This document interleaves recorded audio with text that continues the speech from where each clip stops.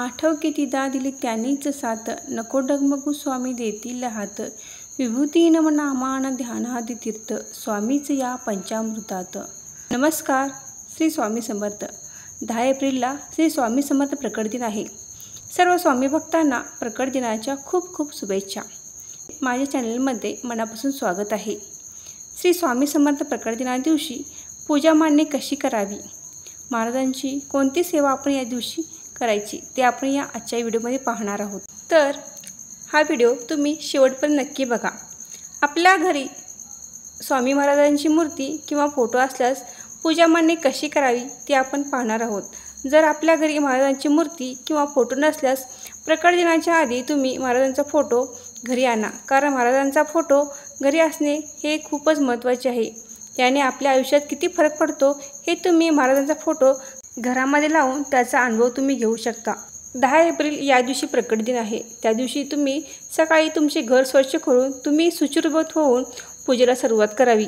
सर्वप्रथम श्री स्वामी स्तवन म्हणावे, त्यानंतर तामणामध्ये महाराजांची मूर्ती घ्यावी व गणपती अथर्वशीर्ष म्हणावे. गणपती अथर्वशीर्ष म्हणत असताना महाराजांना पंचामृताने किंवा पाण्यानेही अभिषेक घातला तरी चालेल. अशा प्रकारे महाराजांना अभिषेक घालावा. अथर्वशीर्ष म्हणून झाल्यानंतर पुरुष सूक्त, श्री सूक्त, पवनाम सूक्त म्हणावे.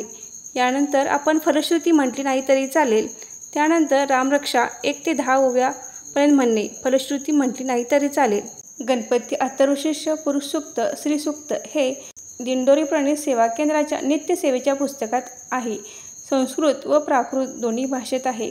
आपल्याला जर संस्कृतमध्ये जमत असेल तर संस्कृतमध्ये म्हणावे किंवा प्राकृतमध्ये म्हटले तरी चालेल.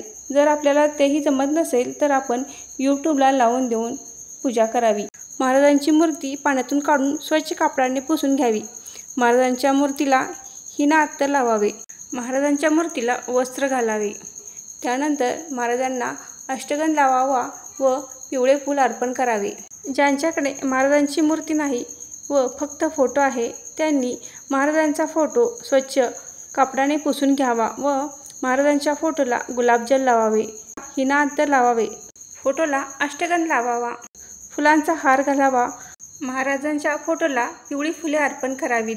आपल्या घरी जे आपण नैवेद्यासाठी करणार आहोत त्यांचा नैवेद्य महाराजांना दाखवावा. महाराजांना तांब्यामध्ये किंवा ग्लासमध्ये पाणी ठेवावे. बऱ्याच जणांना श्री सूक्त, पवनाम सूक्त, पुरुष सूक्त, रामरक्षा स्तोत्र हे म्हणण्यास अवघड जाते किंवा एवढी सेवा करणे बऱ्याच जणांना शक्य होत नाही.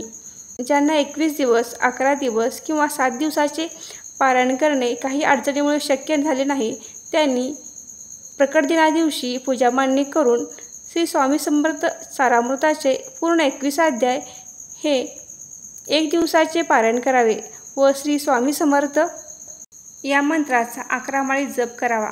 महाराजांना नैवेद्य अर्पण करून आरती म्हणावी. अशा प्रकारे पूजा मांडणी करून तुम्ही प्रकट दिना दिवशी श्री स्वामी समर्थ महाराजांची ही सेवा करू शकता.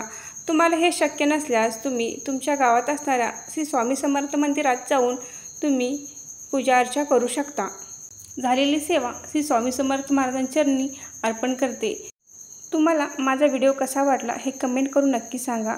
व्हिडिओ आवडल्यास व्हिडिओला लाईक करा, शेअर करा आणि सारिका भक्ती विश्व या यूट्यूब चॅनलला सबस्क्राईब करा. धन्यवाद. श्री स्वामी समर्थ. जय जय स्वामी समर्थ.